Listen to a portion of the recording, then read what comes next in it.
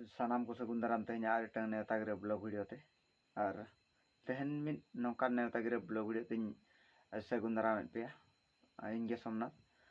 और जहाँ लका ना अब मयूरभंज रे मारांग मारांग फुटबॉल टूर्नामेंट हुयुक कना ओना को भितरी रे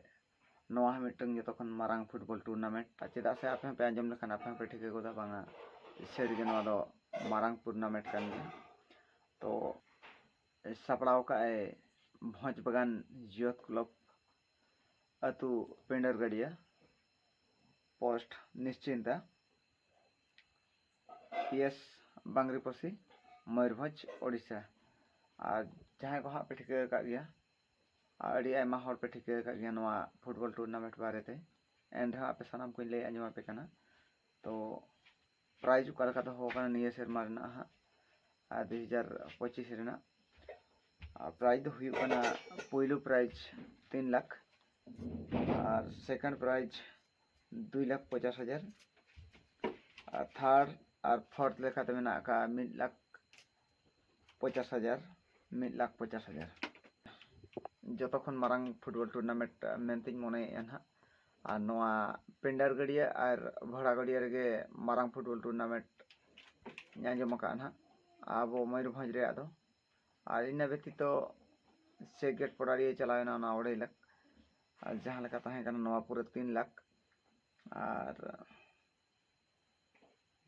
ओंडे दो चेक गेट पड़ाड़िया फुटबॉल टूर्नामेंट रे दो किसान ब्रदर्स एफसी बारीपदा उनी द रनर्स अप और चैंपियन लेकाते तहें आदिशक्ति एफसी मयूरभंज नै चैंपियन तहें और तारीख दो हुई कान ताबोना हजु कान डिसेम्बर मासो 6/12/2025 और 7/12/2025 सैटरडे संडे हाँ पड़ाव काना सोमवार रविवार लिमिटेड टीम में आगा कोआ 16टी 11 साइड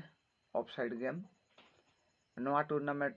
इदियाते सपोर्ट में कोआ चे गड़ो सपोर्ट में आगा कोआ बारिया पे क्लब कोड़ा को RJS youth club YGP youth club और बीवाई क्लब कोड़ा को दारायते नोआ फुटबॉल टूर्नामेंट सपड़ाव कना ना मांग करे हो नेल बड़ा गया वीडियो करे हो और बांग सेन काते हो टिकट सिस्टम और मारांग फील्ड साथे बेस्ट एसोसिएशन को करागु हिचोया और निये शर्मा को कराव हिचो गया मेनते आशा मेना और एंट्री फी लेकाते दो हो काय पूरे 40,000 और सानाम कोठे नेवता तहेना हजुकान दिन रे डिसेम्बर 6 2025 और डिसेम्बर 7 तारीख 2025 सेटरम आबो और कयो तेंगे मिनिया तीसो भड़ा गड़िया रेनांग लिपलेट हजुकना आपे सानाम को ले आंजम पे चेदा मयूरभंज मारांग टूर्नामेंट ले लेखान नोआ बारे गे इना बड़ा ते दो भड़ा गड़िया और पेंडर गड़िया रे ले आंजम पे तो भड़ा गड़िया रे ठीक लिपलेट नाम लेनखान गे आपे सानाम को ले आंजम पे ठीक है तबे जस्ती बांग लंबा काते वीडियो निनार गिन थुकुम दोया और जहां को जदि चैनल रे बो नवा गया एनखान बो सब्सक्राइब तरा कामा और अकोय को बो ठिके बड़ा कादिया आज बो बड़ाय बड़ा कादिया उनको को नासे धरा को कमेंट कामा जे बो नेलेट गया मेनते चैनल सा नुका जोड़ा मेना बोन गया मेनते और रिप्लाई निहते एम हुआ तो जस्ती बांग लई काते मा तबे थुकम दो किन सानाम को के सगुन जोहार।